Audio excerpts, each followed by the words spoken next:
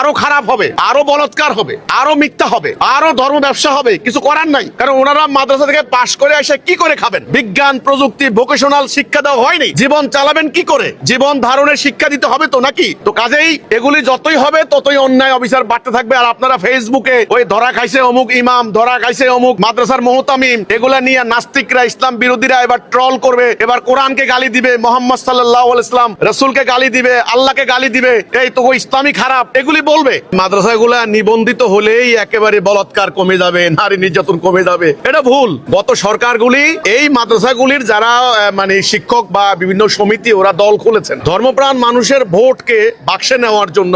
ভোটের ইকুয়েশনে তারা এদেরকে পেট্রোনাইজ করেছেন। এটাই তো ইসলামের ক্ষতি হয়েছে। ইসলাম রাষ্ট্রীয় জীবনের প্রতিষ্ঠা না করে আপনার মাদ্রাসাকে নিবন্ধন করলে কি ইসলাম কায়েম হয়ে যাবে? হবে না। আপনি বলেছেন মক্তব, আমরা মক্তবে লেখাপড়া করেছি। আমি তখন স্কুলে যাইনি, আমার বয়স 5 বছর, 4.5, 5 বছর। এই বয়সে আমার মনে আছে আমরা কিন্তু 2 বা 3 বার কোরআন শরীফ খতম দিয়েছি মক্তবে। এবং আমরা আমাদের যারা ওস্তাদ ছিলেন তাদেরকে খুব বেশি কিছু দিতে পেরেছি তা না। আমাদেরকে বলতো এক মুষ্টি চাল নিয়ে আইসো, বাস এইটুকু। কিন্তু এই মক্তব ব্যবস্থা উঠে গিয়েছে। আমাদের মা খালারা, আমাদের দাদি নানিরা আমাদেরকে সুন্দর করে টুপি মাথায় দিয়ে, কোট্টা গায়ে দিয়ে, শীতকালে চাদর দিয়ে আমাদেরকে মক্তবে পাঠাই দিতেন। ওই মক্তবে আমরা অন্তত সারা গ্রামের অন্তত 100-150 বাচ্চারা একসাথে লেখাপড়া করতাম। তখন তো আমাদের আদব কায়দা, কায়দা একটা শব্দ ছিল, আদব কায়দা, লেহাজ, ভদ্রতা, সভ্যতা, অজুর নিয়ম, গোসলের নিয়ম, মাসালা মাসাইল, এগুলি আমাদেরকে, বয়োজ্যেষ্ঠদের সম্মান করা, এগুলি আমাদেরকে শিখাইছে মক্তবে। সেই মক্তব কোথায়?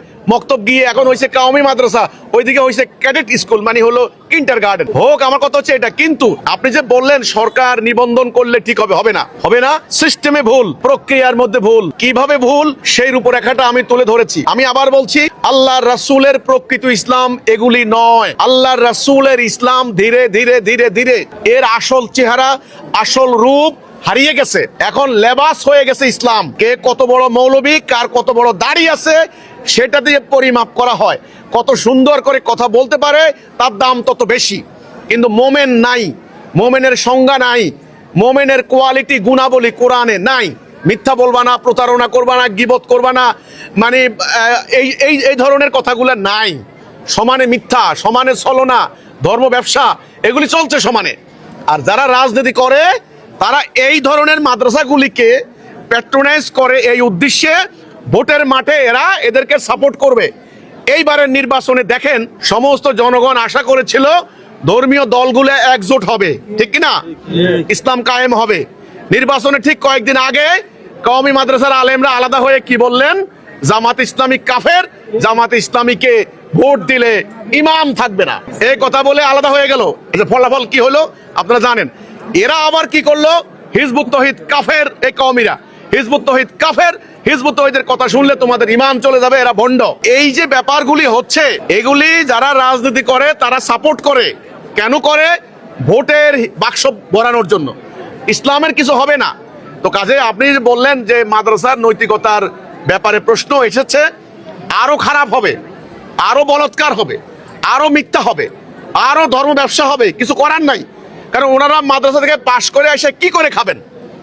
বিজ্ঞান প্রযুক্তি ভোকেশনাল শিক্ষা দেওয়া হয়নি। জীবন চালাবেন কি করে? জীবন ধারণের শিক্ষা দিতে হবে তো নাকি? তো কাজেই এগুলি যতই হবে ততই অন্যায় অবিচার বাড়তে থাকবে। আর আপনারা ফেসবুকে ওই ধরা খাইছে অমুক ইমাম, ধরা খাইছে অমুক মাদ্রাসার মুহতামিম, এগুলা নিয়ে নাস্তিকরা, ইসলাম বিরোধীরা এবার ট্রল করবে, এবার কোরআনকে গালি দিবে, মোহাম্মদ সাল্লাল্লাহু আলাইহি ওয়াসাল্লাম রাসূলকে গালি দিবে, আল্লাহকে গালি দিবে, এই তো ইসলামী খারাপ এগুলি বলবে।